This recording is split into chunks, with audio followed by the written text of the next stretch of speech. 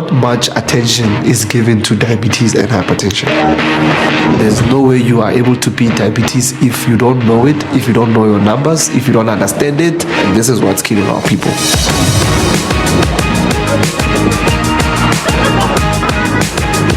Joburg is literally like designed for young people. It's like that place where if you grow from the rural areas, you just want to go to Joburg. Because of Joburg, it's full of young people, which then they are loyal unto themselves. The educational part of health in the city is not really at that stage where people are able to take decisions and say, I want to be a healthy person. It was in 2011 when I started feeling very ill. I had stomach cramps, went to hospital the following morning. They just said to me, you've got to start dialysis and you're going to need someone to donate a kidney for you. I thought I was going to die, and that's when I was diagnosed with end-stage kidney failure. Diabetes is on the rise and is fast becoming a major health problem globally, and especially in developing nations like Southern Africa. According to recent estimates by the International Diabetes Federation, 7% of South Africans between the ages of 21 and 79 have diabetes. 60 to 80% of people with diabetes die before the age of 60. 14.1 million people live with diabetes in Africa. However, the major challenge with diabetes is that around 78% of Africans with diabetes remain undiagnosed. The other major challenge is that only about 50% of those who know have diabetes are well controlled. So today we remind you about what diabetes is, who's at risk of developing the disease, how you can test for it, what you can do to either prevent or delay its development, and help those already diagnosed to stay on treatment and take better care of themselves. We'll be assisted by a panel of guests that include an endocrinologist, Diabetes South Africa National Manager, a diabetes nurse educator, a kidney recipient, and someone else living with diabetes. So sit back, relax, and learn from this exciting show ahead. Call us with your questions or views on Johannesburg 714-6841, 6842, or 6843. You can also tweet us at SABC Health Talk, or just interact with us on our Facebook page, SABC Health Talk. I'm Dr. Sello Mutaung, and this is Health Talk.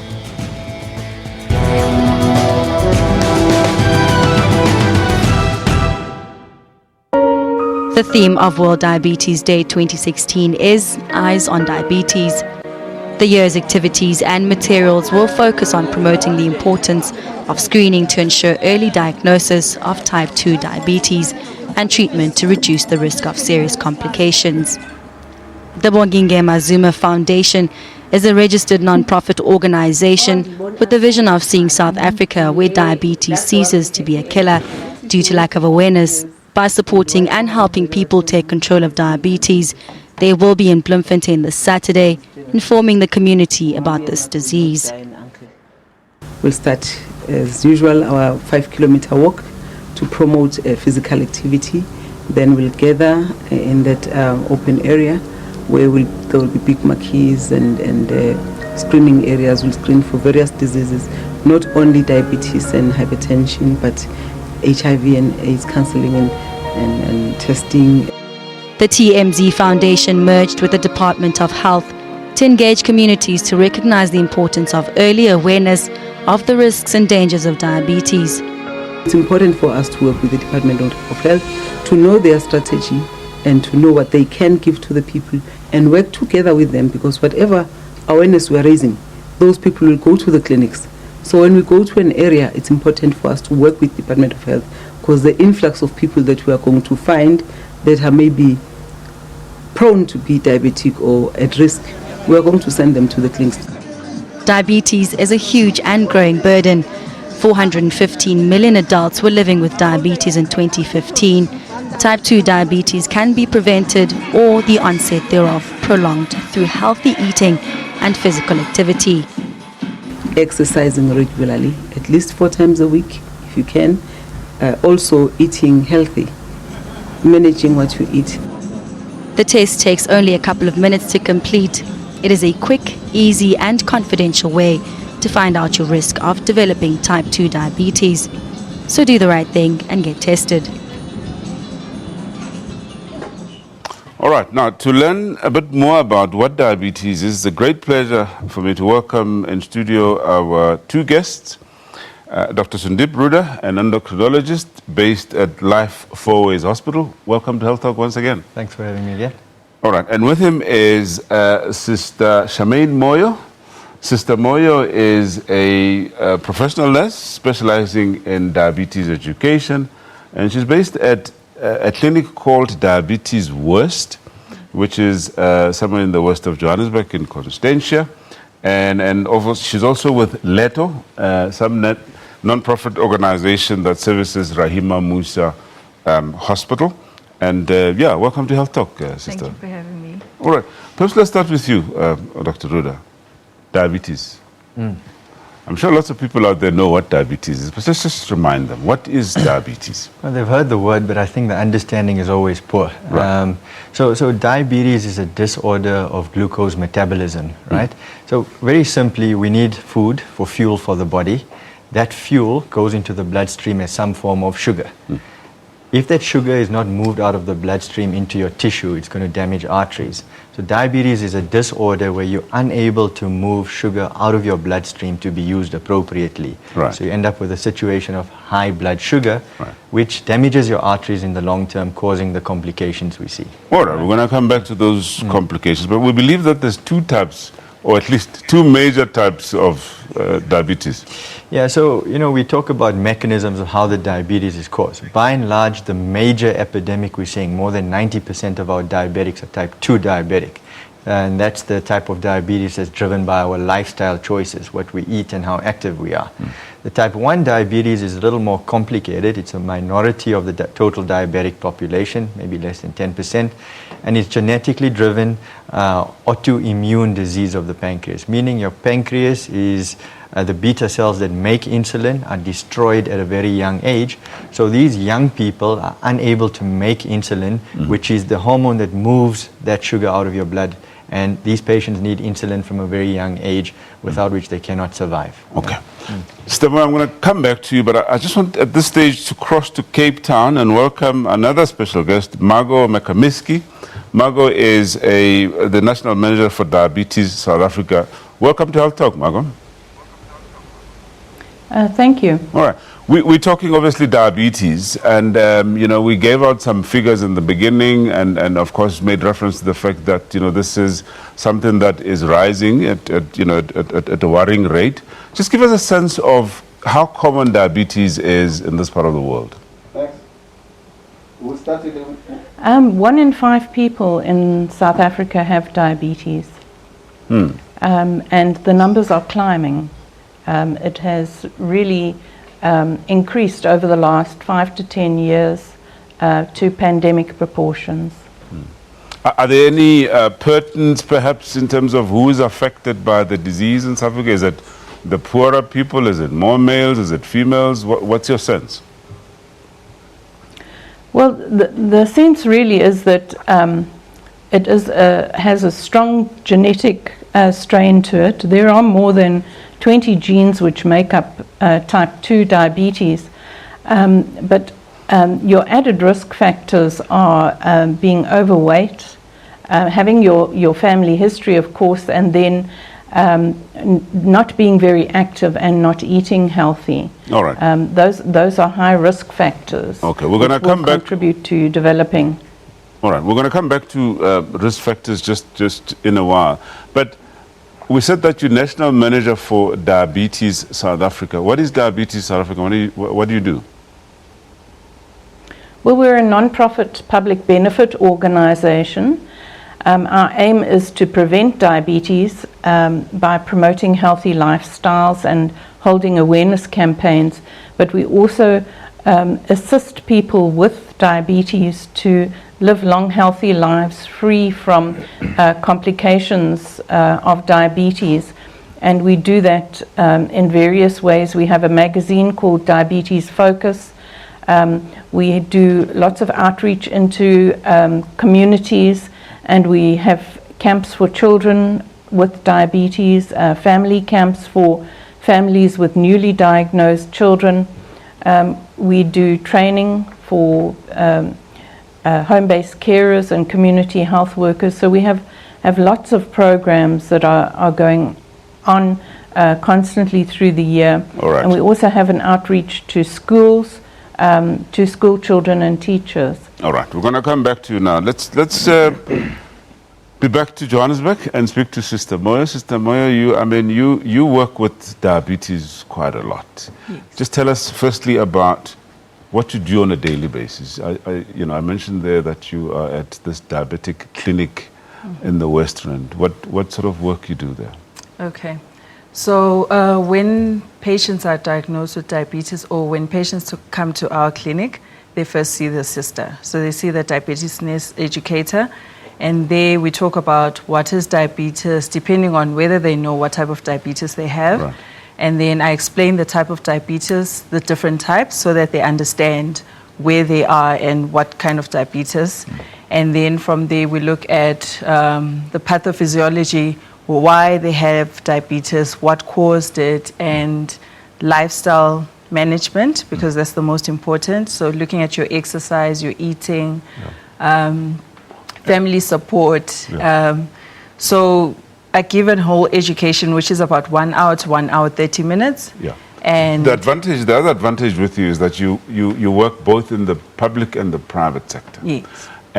Just give us a sense of what kind of people do you see in terms of ages, the gender, and so on with diabetes? Okay, so in the type 2s, mostly it's your elderly patients. So from 20s up to 90 or 100. And then the type 1s, the youngest I've seen is 6 months, up to, we carry them through to 14 years, and then they're transferred to Helen Joseph for Right. further management. Right. Doc, let's come back to the symptoms. I mean, we've said that, a lot of people remain undiagnosed, but, there's typical symptoms, so-called. Yeah. Just take us through that. So we're talking mainly about type 2 diabetes at the moment, right? So the point is, why we say it's a silent disease is the symptoms can be very non-specific for many years. You're gaining weight, you're a bit tired. But at the point that your physiology, that mechanism to control the blood sugar breaks, that's where you get the overt symptoms. So you may start passing a lot of urine, you may get very thirsty, there's a lot of fatigue, But the preceding history is that of weight gain slowly, fatigue, and then you reach this tipping point. And some patients may even present in an acute emergency, which is called diabetic ketoacidosis, where they didn't know they were diabetic, and this abnormal glucose control leads to an emergency which requires hospitalization. So that may be the first point of knowing or becoming diagnosed with diabetes, you see. Yeah. Okay, and you can only know by testing for So diabetes. you have to test, yeah. Okay. And I think it's very important to highlight this year the IDF is promoting screening of diabetes, you know.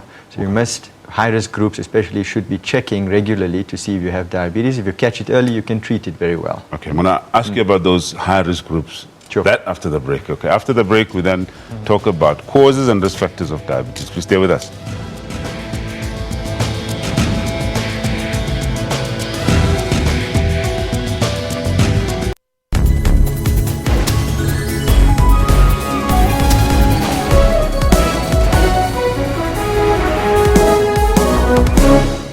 Shield Medical Scheme.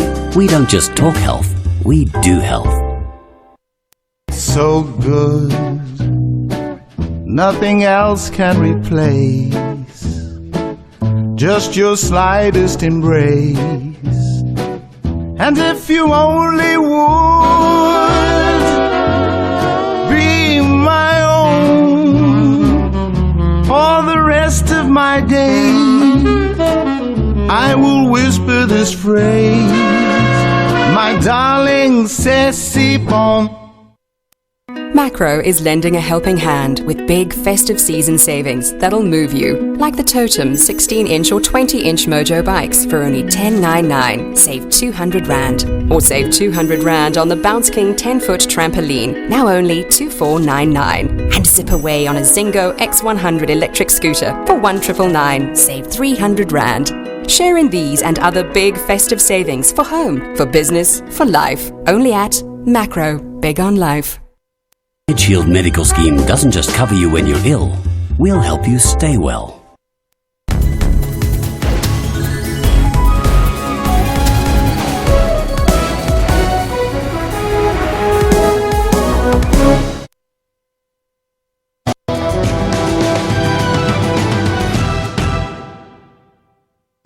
Living with diabetes is a challenge, no matter what a child's age. But young kids and teens often have special issues to deal with.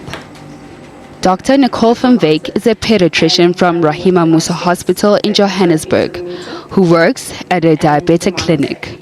She spoke to us about type 1 diabetes in children. Type 1 diabetes requires insulin injections on a daily basis as treatment. The reason this happens is multifactorial. So the first reason is there's usually a genetic predisposition. The second thing that happens is an environmental trigger. This can be many different things, but we never find the exact cause that a child develops type 1 diabetes. Parents of a child with type 1 diabetes may notice typical symptoms such as these. The general signs and symptoms of type 1 diabetes are the signs and symptoms of high blood sugar. This will be increasing thirst, increasing need to pass urine all the time, tiredness and weight loss and fatigue. Those are the general symptoms first. Once a child has type 1 diabetes, it does not go away. It requires lifelong treatment. Kids and teens with type 1 diabetes depend on daily insulin injections or an insulin pump to control their blood glucose levels. Simple finger prick glucose test will be done. In addition to that, what's helpful is having a urine test as well to look for glucose in the urine. But with some practical knowledge, you can become your child's most important ally in learning to deal with the disease. Type 1 diabetes can be prevented, and there is no practical way to predict who will get it. What can be prevented is the long-term complications of type 1 diabetes. The complications arise from high sugars that are uncontrolled. So the main goal of treating type 1 diabetes is to keep the sugars at a reasonable level to prevent long-term damage and long-term complications. Preventing long-term complications is indeed the primary goal in treating diabetes, at least one of the primary goals. Now, we want to learn more about, what those complications are and perhaps, the causes and risk factors. But before that, we have one tweet that I'd like to just go over, if we can get it up on the screen as soon as possible. Big Papa says, I'm diabetic and on insulin. I suffer from chronic constipation. Is there a remedy for this? Well, let's hear what the doctor. So if you're a long-term diabetic and you've not been very well controlled, you can develop complications. And one of those complications relates to the nervous system, what we call the autonomic nervous system, which can regulate your bowel movements. Yeah. So we often see with poorly controlled diabetes the complication of what we call diabetic gastroparesis, gastric side effects. And the treatment of that, first of all, is to make sure with your doctor that your sugars are well controlled to prevent progression. But the specific treatment, obviously over the air, I cannot just say. You'll need to have a medical assessment, and there are many modalities that may be safely used to improve the constipation. Let's carry on that and talk about more complications for diabetes. Yeah. So the longer your blood sugar remains high, I said sugar is not meant to stay in those arteries. It's going to damage those arteries in the long term. So if you damage the small arteries of the body, you can get eye disease, blindness, what we call retinopathy. You can get kidney disease. Musa will talk about that as well. It's called nephropathy. You can get nerve disease of the foot, all right? And then the big vessels, if they get damaged and they block, you're going to get a heart attack, a stroke, what we call peripheral vascular disease, where you see the blood flow to the foot blocks off, and we talk about gangrene of the foot, So these are the major complications we're trying to prevent by treating your blood sugar very well. Very well. Okay. All right. Perhaps on that note, let's welcome our next guest, Musa Mpere, who is somebody that runs an organization called Open Eye Foundation. Welcome to Health Talk once again. Thank you for having me again. Yeah. We were just discussing, long-term complications of diabetes, and one of those being end-stage kidney failure, obviously kidney damaged, and you get to a point where you have to have a kidney. Yeah. Just tell us about the impact that, you're being told that you have end-stage renal, kidney failure, Yes. and that you need to go on dialysis. Just take us through what you were going through at the time. Okay, well, it was extremely stressful at that time. I mean, not knowing what exactly diabetes or hypertension is at that time. I was scared. I was afraid. I didn't know anything about these illnesses. And now being told that I need to find someone who can donate a kidney for me, where do I even know what is to donate, But with time, you learn such things, and you learn why is it important to take care of yourself. How long were you on dialysis for? So I was on dialysis for 1.5 years. Right. Luckily so, because the waiting period being on dialysis, waiting for a kidney is about 5 to 6 years, Right. and above, depending on how many people do donate organs. Okay. Yeah. So you obviously have received a kidney, and you're living a healthy lifestyle now. Yeah. And you obviously educate other people. Tell Of us course. about that. What do you do at Open Eye Foundation? So when I was diagnosed with end-stage kidney failure, I knew nothing about hypertension or diabetes. So I felt the need to start an organization by the name of Open Eye Foundation to educate particularly black people on these chronic illnesses that cause end-stage organ failure if they are not well controlled or well managed. So we started Open Eye while I was still on dialysis, and immediately after I got a kidney, then I started shooting up straight. And so far we've educated quite a number of people in our area there, in Soweto, around Gauteng as well. Right. And yes, people are receiving the message very well. The funny thing is that even those who are diabetic don't even know that their pancreas is no longer working, and that is why they have diabetes. So I feel that a lot of information still needs to be carried out there, and our people need to be educated. Yeah. Okay. Let's welcome Solomon on the line from Bulukwana. Solomon, welcome to Health Talk.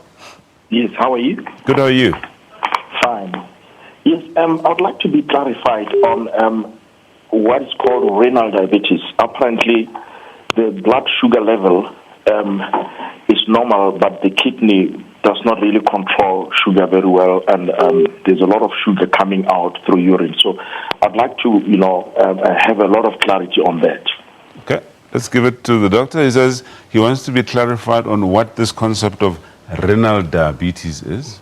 Something like, the kidney is losing the sugar, but you don't have diabetes. First of all, I think just get so we put the proper perspective, We don't use the term renal diabetes as such, but at the point of being diagnosed with diabetes, your blood sugar is high. The only place you can get rid of it is in the urine. And that's a good doctor mentioned. Sometimes you can do a urine test to check for glucose. Now, when you treat the diabetes and you lower your blood sugar, that glucose does not affect the kidney as badly, and it also stops appearing in your urine, right? So then you have less likelihood of damage. However, if your blood sugar remains high and you expose the kidneys also to high blood sugar all the time, then it's going to damage those little arteries, what we call the glomerulus in the kidney.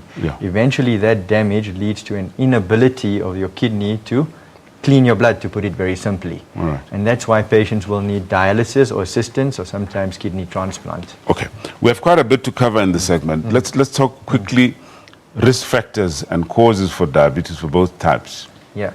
So the doctor mentioned in the pediatric type 1 type of diabetes, there's a genetic predisposition and few environmental factors that may bring it out. It's difficult to predict who'll get it. And there's some allusions to breastfeeding being beneficial, cesarean section versus normal deliveries may be a risk factor. These are the minor things, but by and large you can't predict. The type 2 diabetes is entirely preventable disease. There are genetic risk factors.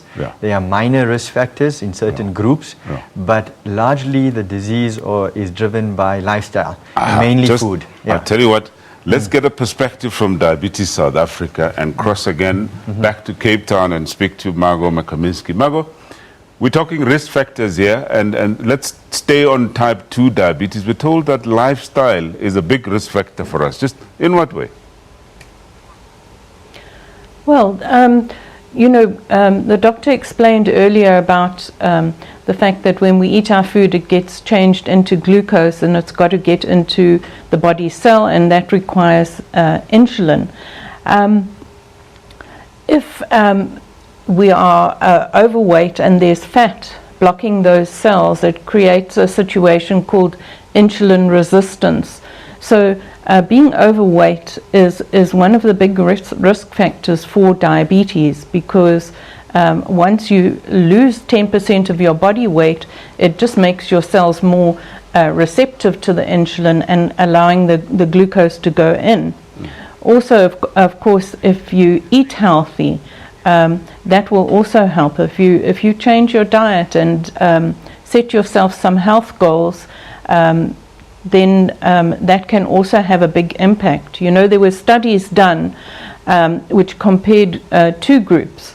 One group that was treated with medication for diabetes, and the other group was treated just with regular exercise and a healthy diet for quite a long period of time. And listeners, I wonder if you can guess which group controlled their blood sugar levels best. We don't like to think that exercise is medicine, but in fact it is. Yeah. And that can make a big difference to preventing diabetes, but also controlling and managing your blood sugar levels. Absolutely. So we keep mentioning those important two factors in lifestyle: what we eat and how active we are, being the major risk factors for diabetes. Well, Margot Makaminski, National Manager, Diabetes South Africa, thank you so much for your time. All right, we're going to go for a quick break. After the break, we now start talking the real stuff now. How do we prevent and manage diabetes? Please stay with us.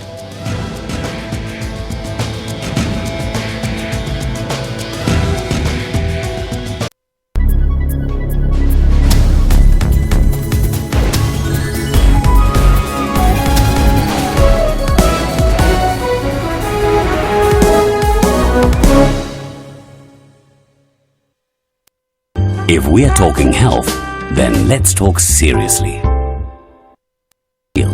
Embracing our members in good health since 1968. Hypertension is the condition where the blood pressure, the pressure in the blood vessels, it goes up.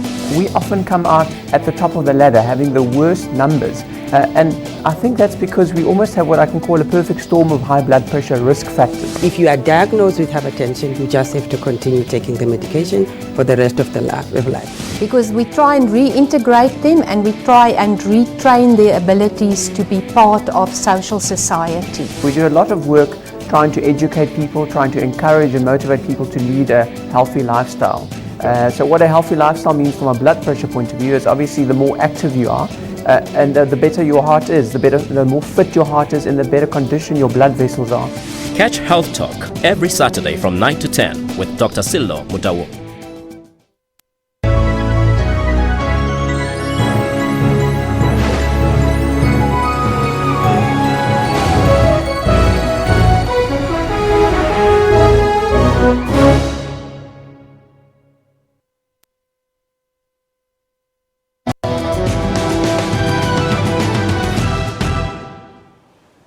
Welcome back. Now, we're going to talk prevention and start talking about, how we manage diabetes. But before that, let's go through some tweet that has just come through. Nisha says, glucophage, a diabetes tablet, does more damage. Damages eyesight badly. Laser can only treat damage. I'm not so sure that is true, but perhaps let's put it through to the doctor. This is not entirely true. I think we must clear it up.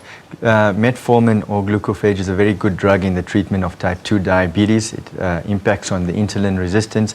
In fact, after the first line is lifestyle modification, and usually glucophage is the first line drug we're going to use in a diabetic. Yeah. The most common side effects are gastrointestinal nausea, sometimes diarrhea, but usually it settles. And by and large, long term, it's a very safe drug. Yeah. If the patient required laser therapy, that means the diabetes was probably very poorly controlled for a long time, and they developed this complication that needed an extreme treatment of lasering. You see?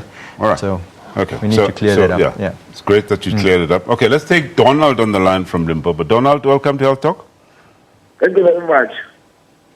Your question, my please? question, my question is with regard to, if you were born from a diabetic mother, is it an obvious case that you're going to be diabetes? Because what I see, like myself and my younger brother, my younger sister, we do have stretch marks like nobody's business. Our stretch marks are like, they are worse, and then our siblings, my brothers, they don't have stretch marks. So I want to know the relationship between stretch marks and be born from a diabetic mother, or is it an obvious case that we're going to have diabetes? Because already my younger sister is even diagnosed diabetes 20 years in August. Okay, all right. Thank you. Thank you very much, Donald. The line wasn't very clear. I didn't say it but, at all. But the concept, I think it's about, the genetics. How does it work? If you have a mother that is diabetic, what are the chances that you are going to have diabetes? And I think you mentioned the fact that, amongst siblings, some have diabetes, some don't. So just explain the genetics. So the genetic risk is a small risk. It's a potential that you inherit, and these are small contributions to your development, right? Yes, in a cluster, in a family, there is a slightly higher risk. We can't quantify it absolutely that if your mother had it, you're definitely going to get it. All we can say is you're at higher risk, which means from a very young age you should live a healthy lifestyle, you should screen regularly, and if you do those things, you can largely prevent it, you know? And it's interesting, he's calling from Limpopo. We were just discussing it yesterday. We are seeing type 2 diabetes prevalence increasing in the rural areas of South Africa quite a lot. And it's largely driven by diet and the weight the lady was talking about. Yeah. Very interesting. Sister Moyo, let's get you back here now. Let's talk prevention. Before we start talking about management, your teachings around prevention. Okay. So prevention is all about lifestyle. So it's what you're eating and how much you're eating, and also activity levels. We don't want to say exercise because some people are scared of that word. So activity levels.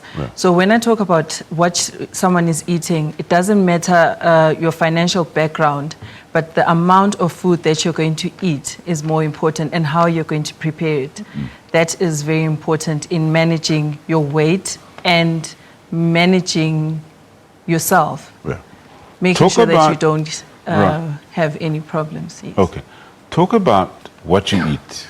Let's talk about sugar. Right. As a concept. I mean, we heard now about, the sugar tax and so on, but let's talk about eating or intake of sugar and its relationship to diabetes. Get me excited now when you start talking about sugar, right?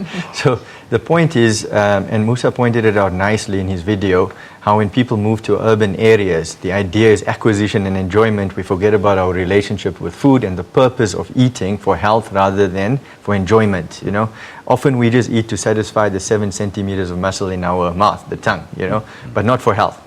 Now, our idea of sugar is there's a misperception about it. Where do we get our calories from, right? First of all, we are eating in general more high-calorie, high-energy food, more than the body needs. Secondly, a large proportion of those calories is coming from sugary beverages these days, all right?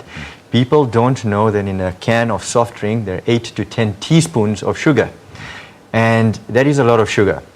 The World Health Organization recommends that you should get 10% of your daily calorie intake from added sugar. So people have a can of soft drink, you add 3 or 4 teaspoons of sugar to your tea, the sugar in all the other carbohydrates we're processing and consuming. So ultimately you're just putting energy in, and our jobs are sedentary. We're sitting, we're not active. To get rid of the energy from 1 can of soft drink, you need about 20 minutes of brisk exercise.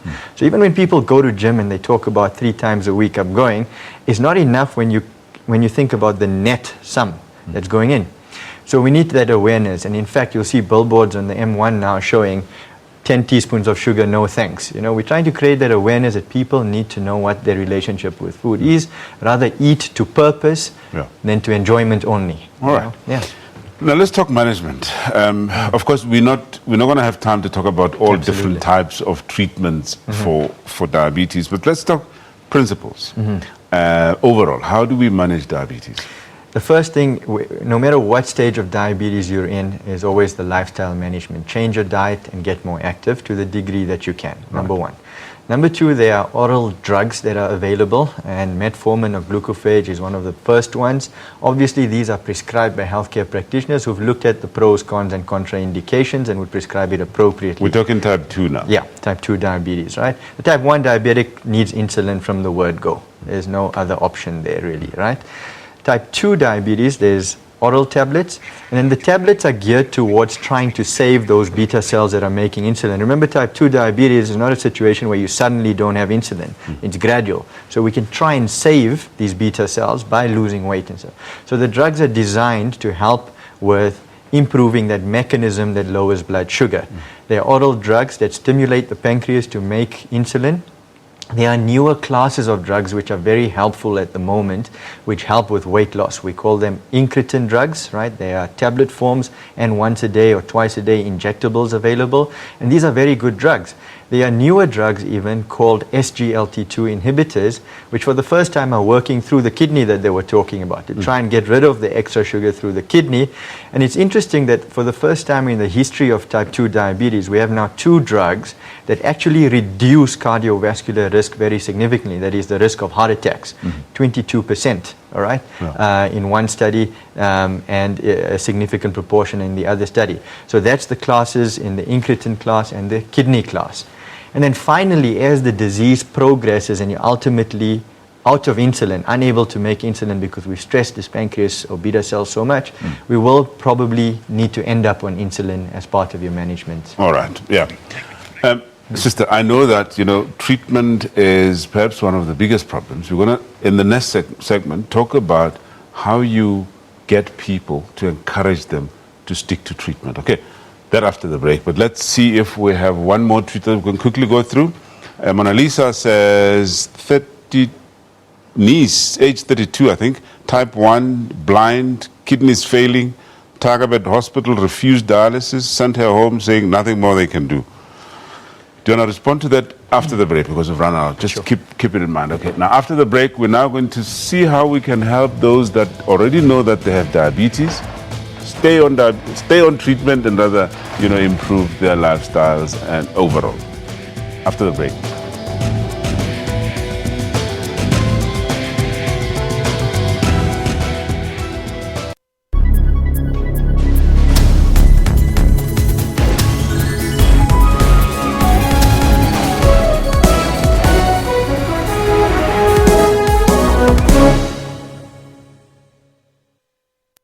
Shield Medical Scheme, we don't just talk health, we do health. Macro is going big on festive season savings by bringing you cooking deals like a Brabantia 7-piece stainless steel cookware set, only 1199, save 300 Rand. We're mixing things up with a Russell Hobbs jug blender for only 599, save 300 Rand. And save 500 Rand on the Russell Hobbs Legacy Breakfast Pack, now only 999. Sharing these and other big festive savings for home, for business, for life. Only at Macro, big on life. Shield Medical Scheme doesn't just cover you when you're ill. We'll help you stay well. Information-hungry viewers stay with SABC News, as issues on the West are different from issues on the East or here in Johannesburg. So it is not surprising that people who follow the news know that there are 2 things for sure: that anything can happen, and SABC News will tell you when it does. Because we keep the nation fully informed. We are SABC News.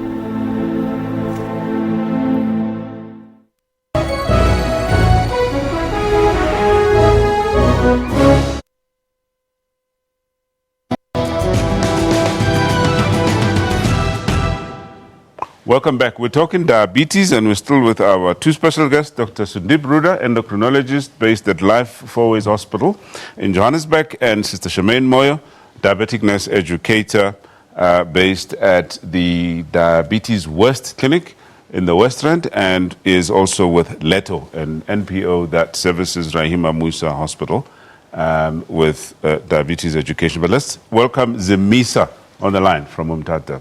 Welcome to Health Talk. Hello, Putin. Thank you. I'm 53 years old and I was diagnosed with diabetes in 2014.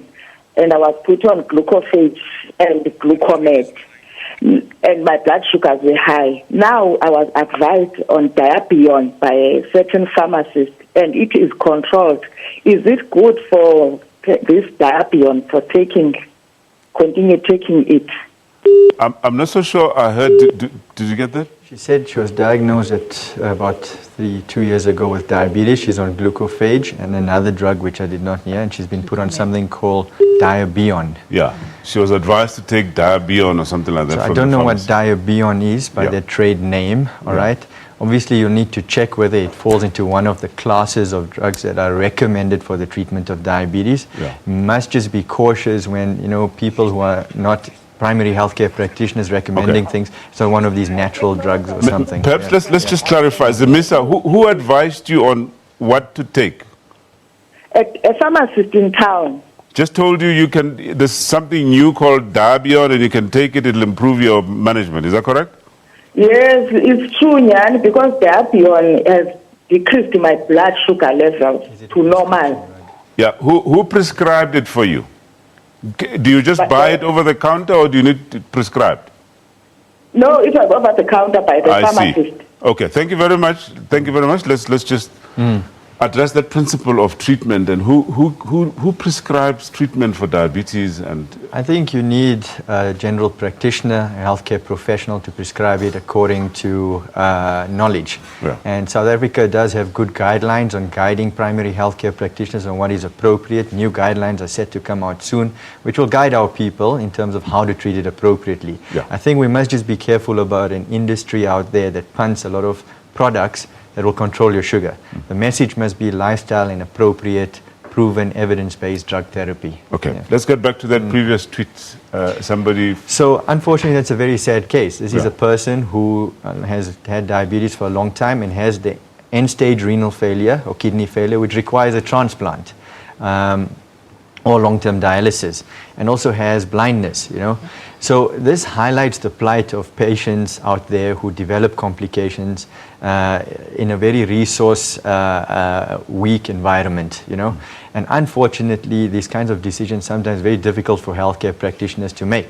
This patient needs advanced care, but because of resource limitations may not be able to access it, I think what we can learn... Isn't it said that the age, at a young age of 32... Surely, I'm not aware what the current kidney or nephrology guidelines are for these type of things in the public sector, but it is a difficult space to be in. We do understand. I think what this highlights is two things. The plight of a patient with complications, why prevention of complications is very important, and secondly, the plight of our healthcare system as well, which is a difficult space to be in. Okay. All right, at this stage, we're obviously going to talk about how we help people take their treatment, but let's welcome from Cape Town, Willis van der Walt. Willis is someone who's been living with type 1 diabetes for a very long time. Now, Willis, please just tell us your story in terms of, how are you managing to look well after yourself and get yourself, well controlled on diabetes? Good morning. Thank you for having me.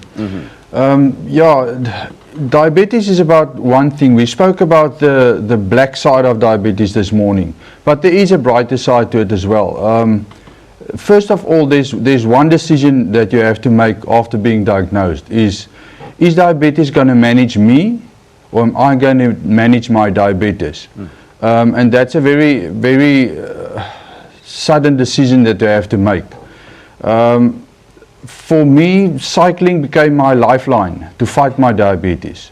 You need to, it's a decision, as I say, you can't just sit on the couch and feel sorry for yourself. You need to get out there and manage your diabetes. Correct. Cycling became my lifeline to fight my diabetes. So you regularly physically active by obviously participating in cycling. And how's your nutrition? You need to, while you exercise, you burn a lot of fuel, sugar, energy. So you need to look after your intake as well.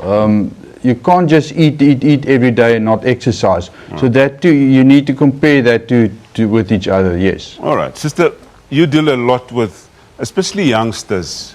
It must be a difficult thing to remember to be injecting yourself on a daily basis. Firstly, dealing with the idea that, you're a young person, you've been diagnosed with diabetes. How do you deal with, especially the young ones?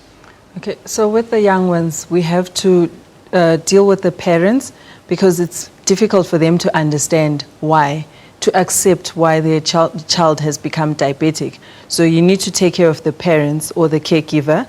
And then the next thing, depending on the age of the child, you'd give psychological support if it's needed. But lots of care is needed for children with diabetes, for them to be able to live with the condition, because it's very challenging. Yeah. But some of these kids go to school. What's the level of awareness at school level? Okay, so recently at Raimamusa, we decided to do conversation maps, which is a group session that we do with the children. And from there, they're able to open up, because then they see that they're not living alone with diabetes. So they opened up, and we found that there's a lot of bullying that's happening at schools, and some of the teachers are not aware about diabetes, so they don't have the information, and they don't understand that a child who's got a low blood sugar has to go out and get a snack, or a child who's got high sugars will keep going to the toilet to urinate. So you find some children then complain that at schools they're being victimized or they're being bullied by other kids because they're injecting in front of other kids. So I think the awareness is quite low, and people need to be informed about what diabetes does to the body and why these children go through all these things. I kind of like what Vilas was saying in terms of, taking that decision to say, okay, I know I have diabetes. Is it going to manage me, or am I going to manage it?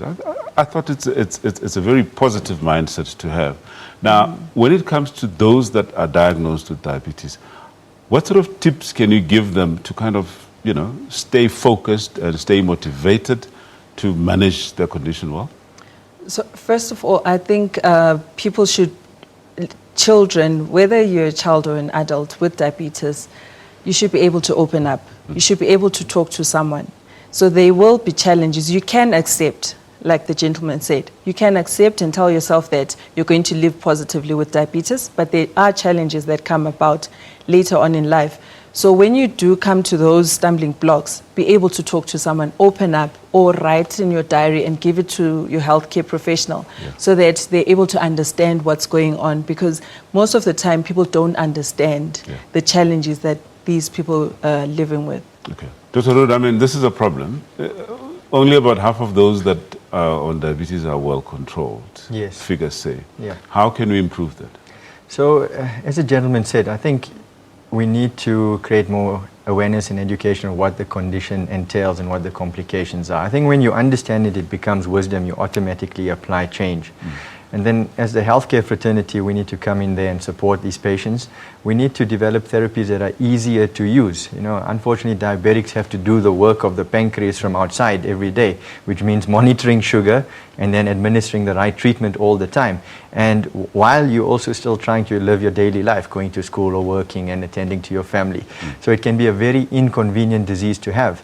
So in terms of the monitoring, continuous blood glucose monitoring, new technologies are being developed as well.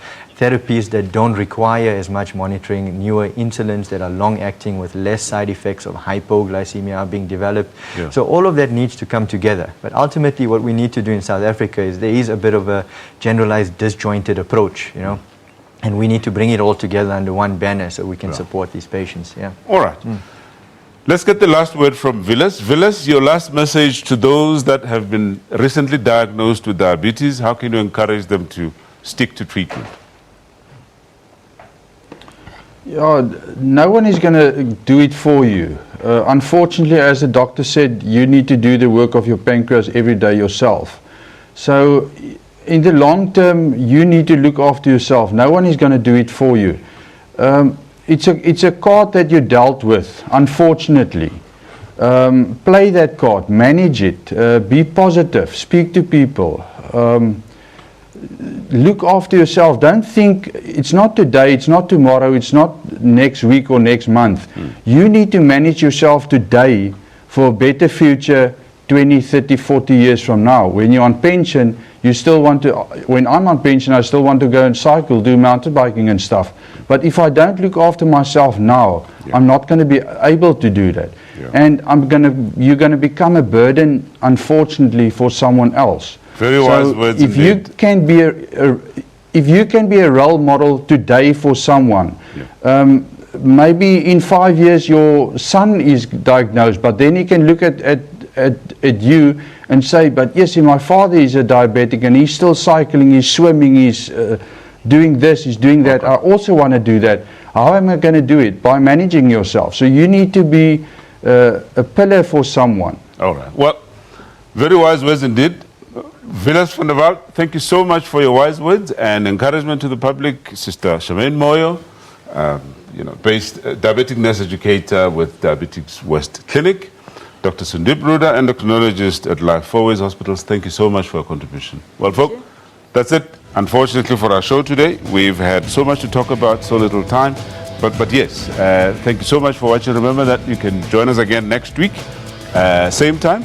And the show is repeated every Saturday afternoon at 2 and every Monday morning at 5 a.m. And you can send us those tweets, comments, and yes, I'm Dr. Salam Abdel. Thank you so much for watching. Till next time, do take care.